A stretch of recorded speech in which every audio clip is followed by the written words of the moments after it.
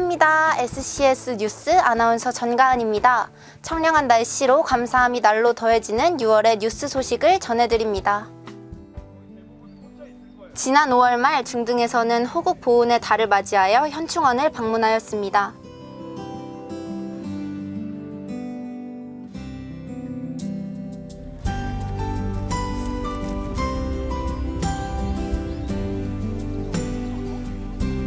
나라를 위해 힘써 싸우신 호국 영령들의 비석을 닦으며 그날의 희생을 기억하고 우리의 손길을 통해 감사의 마음을 표현했습니다. 나라를 지켜주셔서 감사합니다.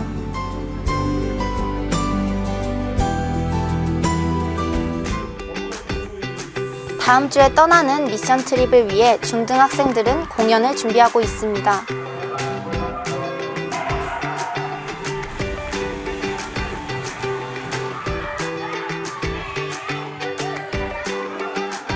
태권무, 부채춤, CCD 등 다양한 무대들로 선교지에서의 심겨질 크리스천 문화를 위해 우리의 몸짓을 준비하며 복음이 전해지길 기도했습니다.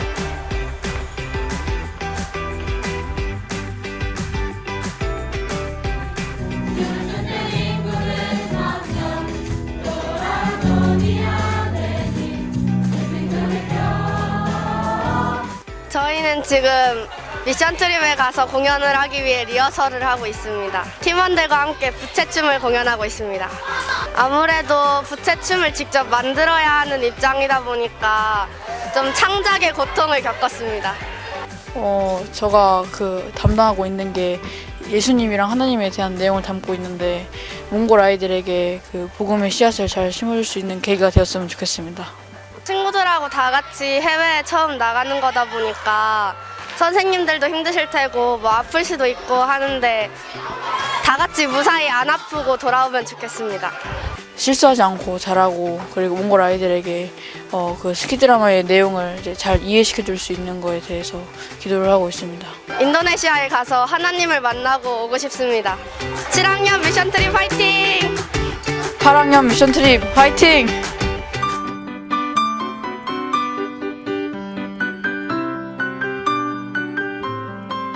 여러분 안녕하세요. 오늘은 우리 중등의 7학년, 8학년, 9학년 학생들이 모두 미션 트립을 떠났어요. 7학년은 인도네시아, 8학년은 몽골, 9학년은 태국으로 향했지요. 이제 이번 주에 학교에 남아있는 학생들은 우리 고등의 선배들과 초등의 어린이들이에요. 여러분이 함께 기도해 주세요. 우리 중학생들이 그 나라에서 건강하게 사역을 잘 감당하고 현지에 계신 선교사님께 위로와 도움이 되도록 도고의 기도를 해주시는 것이랍니다.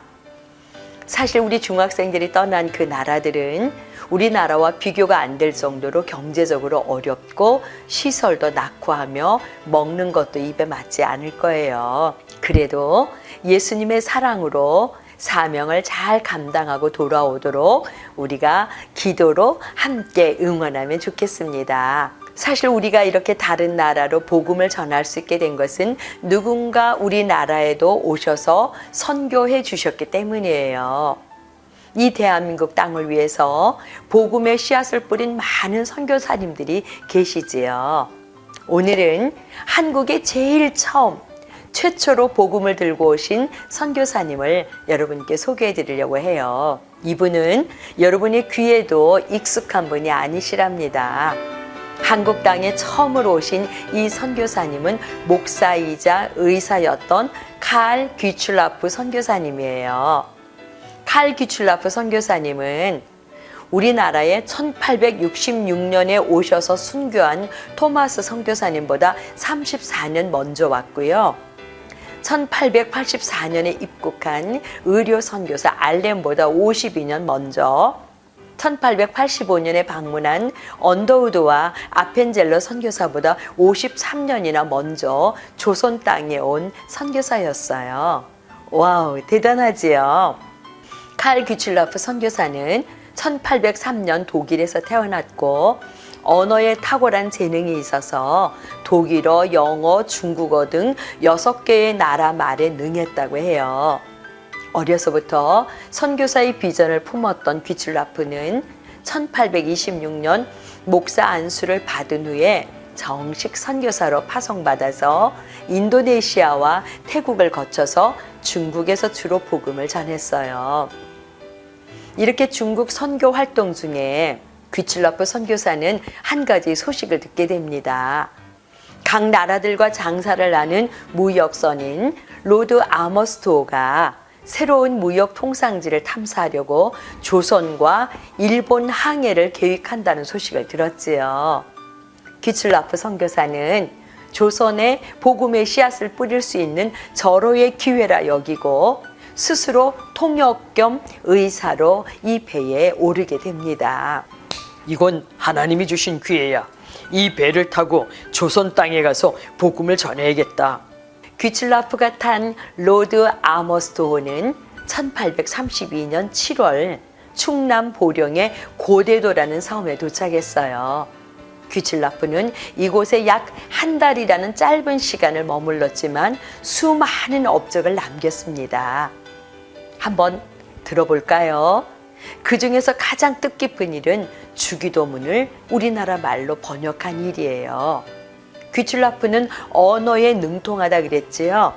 주기도문을 한자로 써주고 우리 조선 사람의 도움을 받아서 다시 한글로 번역하게 해주었어요.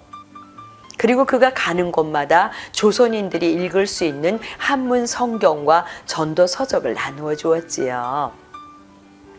당시에 우리 조선의 임금이었던 순조 대왕에게도 한문 성경을 선물로 드리기도 했지요. 또 다른 중요한 업적이 있어요. 그것은 서양 감자를 심고 재배하는 법을 가르쳐 준 일이에요. 당시에 먹을거리가 제대로 없어서 늘 굶주리고 궁핍했던 우리나라 사람들을 보고 귀출라프는 너무 안타까웠지요. 그래서 자신들의 식품으로 가지고 온 감자를 나누어 먹게 할 뿐만 아니라 감자를 심는 방법을 가르쳐 주었어요. 그리고 자신이 직접 100여 군데의 땅을 지정해서 직접 감자를 심어주고 감자 재배법을 글로 써서 남겨주기도 했습니다. 야생 포도 가지고 음료수 만드는 법도 가르쳐 주었지요. 하지만 당시에 우리나라 섬 사람들은 외국의 식물을 받아들이는 것을 국법으로 어기는 것이라며 완강하게 거부했어요. 여러분, 그렇지만 아주 중요한 먹거리입니다. 여러분이 굶어 죽지 않아도 되는 거예요. 재배해서 잘 먹고 잘 살면 좋겠습니다. 이렇게 설득하고 우리나라를 떠났지요. 귀출라프가 떠나고 몇 개월이 지나서 사람들이 땅을 파보았더니 이게 웬일이에요? 너무나 커다란 감자들이 주렁주렁 매달려 있는 것이에요. 그제서야 섬 사람들은 이것을 생것으로 먹기도 하고 삶아서 먹기도 하고 구워서 먹으며 허기를 면할 수 있었지요.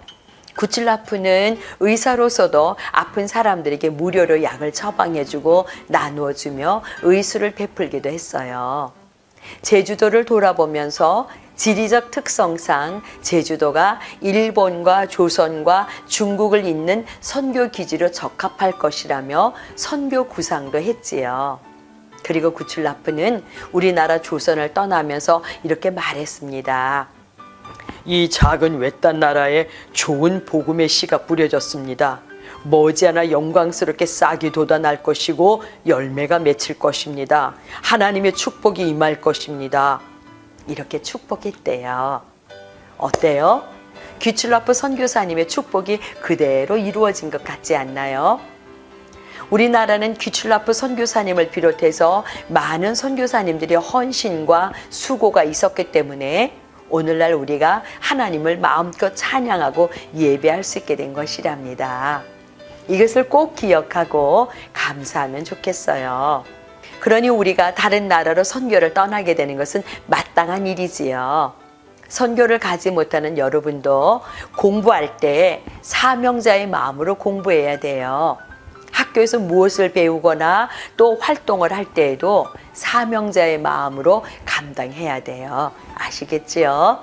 특별히 다른 나라에 선교를 하러 떠나거나 복음을 들고 나아갈 때 매우 중요한 요소가 외국어인 영어를 잘하는 것이에요. 이것을 기억하면서 조금 힘들더라도 영어를 배우는 것에 여러분이 최선을 다하면 좋겠습니다. 영어는 아직도 온 세계에서 상용되는 유일한 공통 언어이기 때문이에요. 힘들지만 복음을 위해서 열심히 할 수 있겠지요. 여러분 사랑해요. 호국부훈의 달에 대한민국을 돌보신 하나님의 은혜를 기억하며 나라를 위해 기도하는 새로남 기독학교 학생들이 되기를 소망합니다. 사랑합니다.